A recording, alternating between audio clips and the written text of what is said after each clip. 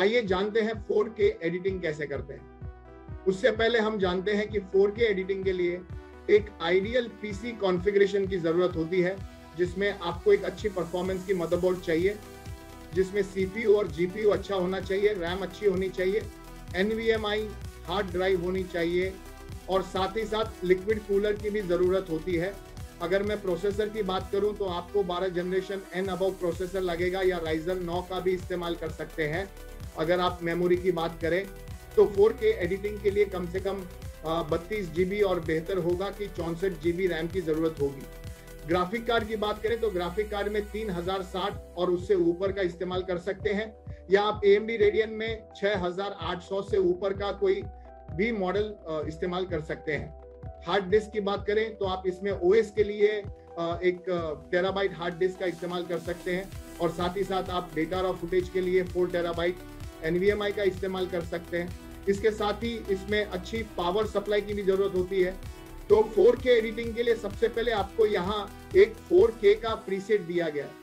अगर आप 4K की एडिटिंग करना चाहते हैं तो अगर आप 25 फ्रेम की 4K एडिटिंग करना चाहते हैं तो यहाँ 25 फ्रेम की 4K एडिटिंग के लिए प्रीसेट दिए गए।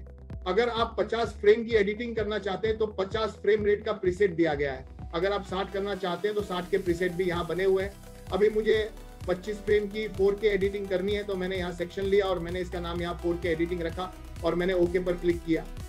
ओके पर क्लिक करने के बाद मैं यहाँ बिन पर आता हूँ। बिन के अंदर मुझे एक 4K क्लिप इंपोर्ट करनी है। मैं इंपोर्ट पर गया, इंपोर्ट फोल्डर के अंदर, और मैंने अपने 4K का फुटेज फोल्डर का सेक्शन लिया। यानी मैंने अपना 4K फोल्डर यहाँ रखा है जो एक सगाई की फुटेज है, मैंने उन्हें सिलेक्ट किया। अब नए स्मार्ट कट प्रो 9.3 में आपको सभी नए फाइल फॉर्मेट का सपोर्ट मिलता है, जैसे सोनी, निकॉन, कैनन, ड्रोन और रॉ फुटेज और अलग अलग फ्रेम रेट के फाइल फॉर्मेट की क्लिप भी सपोर्ट की जाती है। तो मैंने अभी यहाँ एक क्लिप इंपोर्ट की है, तो मुझे इस क्लिप को चेक करना है तो मैं यहाँ प्रॉपर्टीज पे जाता हूँ। प्रॉपर्टीज पे जाने के बाद आप देखोगे कि वीडियो के अंदर 4K का बिटरेट रेट दिया गया है, पिक्सल दिए गए हैं, रिजोल्यूशन दिया गया है। इसके साथ ही आप यहाँ फ्रेम रेट भी देख सकते हैं।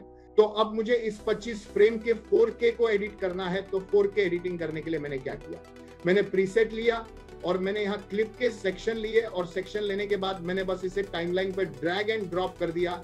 ड्रैग एंड ड्रॉप करने के बाद मैंने क्या किया, मुझे इसे थोड़ा एडिट करना है, प्ले करना है। तो आप यहाँ देखेंगे कि ये काफी स्मूथ चल रहा है। यानी आप यहाँ देख सकते हैं कि टाइमलाइन रियल टाइम में बहुत स्मूथ चल रही है। और मुझे इसके अंदर कुछ एडिट करना है, जैसे मुझे ऑटो ट्रांजिशन वगैरह का इस्तेमाल करना है, तो मैंने यहाँ क्लिप को सिलेक्ट किया और मैंने यहाँ ऑटो ट्रांजिशन का इस्तेमाल किया। ऑटो ट्रांजिशन हो जाने के बाद मैंने कुछ प्ले किया तो आप देखेंगे कि आप 4K को बहुत ही स्मूथ तरीके से एडिट कर सकते हैं। यानी इसमें कई नए फाइल फॉर्मेट, ड्रोन वगैरह के फाइल फॉर्मेट भी सपोर्ट किए जाते हैं और आप इसे आसानी से एडिट भी कर सकते हैं, है ना। तो अब इस 4K को एडिट करने के बाद मुझे इसे एक्सपोर्ट करना है, मुझे इसे क्लाइंट को 4K में डिलीवर करना है। तो उसके लिए आपको फाइल पे जाना होगा, एक्सपोर्ट पे जाएं। एक्सपोर्ट पे जाने के बाद आपको राइट हैंड साइड की ओर यहाँ एक 4K प्रीसेट दिया गया है। जैसे ही आप 4K पर क्लिक करते हैं, डिफॉल्ट रूप से यहाँ टीवी के लिए 4K प्रीसेट तैयार है। अगर आप इन प्रीसेट में अपने तरीके से कुछ भी मॉडिफाई या चेंज करना चाहते हैं तो आप यहाँ से चेंज पर क्लिक करके अपनी जरूरत के अनुसार प्रीसेट वैल्यू, बिट रेट बदल सकते हैं। साथ ही साथ अगर आप कोई फॉर्मेट बदलना चाहते हैं तो आपको यहाँ से फॉर्मेट पर जाना होगा। आपको S264 का सिलेक्शन लेना होगा और यहाँ आपके पास YouTube के अलग अलग तरह के प्रीसेट हैं, जैसा कि मैंने आपको एडिटिंग के दौरान प्रीसेट के बारे में बताया था। मैंने एडिटिंग के दौरान 25 फ्रेम लिए थे। अगर मैंने 50 लिया होता तो 50 के प्रीसेट भी यहाँ इस्तेमाल के लिए तैयार है। जैसे मुझे 50 लेना था तो मैंने यहाँ 50 का सिलेक्शन लिया तो मेरा 50 फ्रेम का प्रीसेट यहाँ तैयार है। अभी मैंने 4K का 25 फ्रेम एडिट किया है और मुझे केवल 25 फ्रेम ही एक्सपोर्ट करने हैं। तो मैं यहाँ प्रीसेट पर क्लिक करता हूँ। प्रीसेट पर क्लिक करने के बाद मैं यहाँ गया और यहाँ से मैंने 25 फ्रेम का प्रीसेट सिलेक्ट किया। मुझे बिट रेट बदलना है, मैंने इसे बदल दिया। मैंने ओके पर क्लिक किया और सीधा मैंने नाम डाला 4K एडिटेड का नाम डाला और ओके पर क्लिक किया और यस पर क्लिक किया। ओके पर क्लिक करने के बाद मेरा 4K एक्सपोर्टिंग भी शुरू हो गया।